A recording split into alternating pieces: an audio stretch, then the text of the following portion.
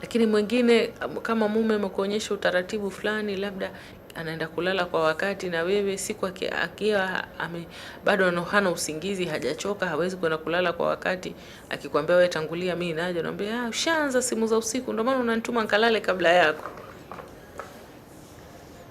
Mtu mwingine anasema basi huyu inabidi nisimuonyeshe mambo mazuri, kwa sababu nikimuonyesha mambo mazuri anaona ni haki yake.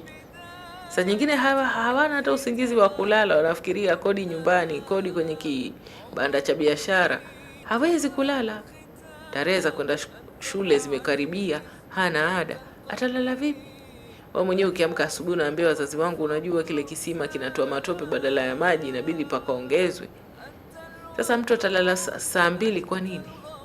Wewe umechoka kutwa nzima, ulikuwa unahangaika na kazi za nyumbani, labda za ofisini. Lakini ya mwili umechoka, ila kichwa kiko macho. Sasa talala vipi? Tangulia naja. Sema shanza simu za usiku, hapo unanitoa niondoke ili uongee na simu zako. Sasa mtu anajitafakari, na sasa ni hapa nimerudi kufanya nini?